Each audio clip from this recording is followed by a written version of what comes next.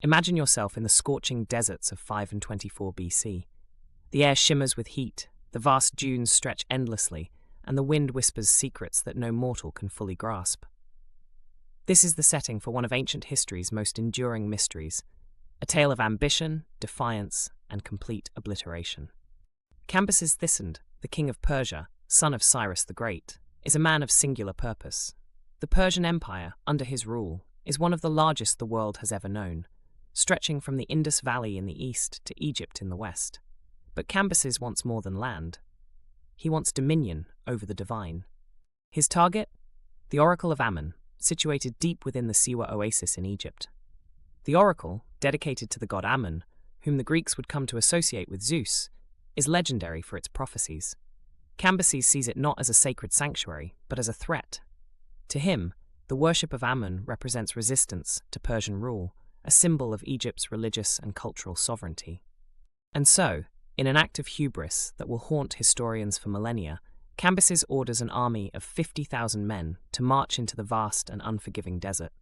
Their mission? To capture the Oracle of Ammon, destroy its sanctity, and assert Persia's dominance, not just over Egypt, but over the gods themselves. Picture it. The soldiers, clad in bronze and leather armor, carrying shields that glint in the sun. They march in unison, their ranks stretching endlessly, like an unstoppable serpent slithering through the dunes. Supplies are packed onto camels, water skins, dried dates, salted meat, precious oil. It's a logistical challenge, but this is Persia at the height of its power. They believe no terrain is insurmountable, no distance too great. And yet, the desert does not bow to mortal arrogance. The first few days of the march are said to have been uneventful. The army presses onward, driven by Cambyses' command and the promise of glory. But then the winds begin to change. The Great Western Desert in Egypt is vast, disorienting, and merciless. Temperatures soar, water supplies dwindle, and the horizon offers no reprieve, just endless stretches of sand. The sun beats down relentlessly, transforming armor into suffocating prisons of heat. But even worse is the wind, an unyielding force that picks up speed, throwing sand into the air, blinding the soldiers and obscuring their path. Still, they march. Their determination turns to desperation as the desert grows more hostile. Legends say they reached the desolate emptiness near the Siwa Oasis, a harsh land known for its cries of silence. And then, it happened, the event that would etch their fate into historical mystery. They vanished. Not a single soldier returned. Not a single messenger rode back with news of their failure. The army of 50,000 men was swallowed by the desert, and all that remained was the riddle of their disappearance. What happened to Cambyses' army? How could such a massive force simply cease to exist? The ancient historian Herodotus recounts one possibility, writing nearly a century later.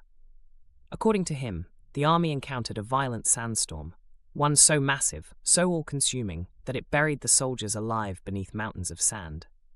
Imagine it, an invisible wall of wind and sand roaring through the desert, suffocating sound, vision, and life in an instant. If Herodotus' account is to be believed, Cambyses' army didn't just fail in their mission. They were eradicated by the desert itself, as if the land had risen in defense of the oracle. But is Herodotus' account the truth? Or is it simply the best guess of an ancient observer trying to explain the inexplicable? Modern archaeologists and historians have speculated about other possibilities. Some suggest the army was doomed before they even began, their supplies insufficient, their navigation imprecise. Perhaps they succumbed gradually to dehydration, heatstroke, and starvation, their numbers dwindling until none were left alive to tell their story. Others propose more dramatic theories. Could they have been ambushed by Egyptian forces? Or perhaps turned upon each other in the chaos of their despair, bands of deserters fighting for the last drops of water? Evidence of such events remains scarce, buried beneath centuries of sand. And then there is the question of the oracle itself. The story of Cambyses' army carries a sense of poetic justice. What if their mission to desecrate a sacred site invited divine punishment? What if their disappearance was not natural, but supernatural, a defense by Amun himself, preserving his domain from mortal interference?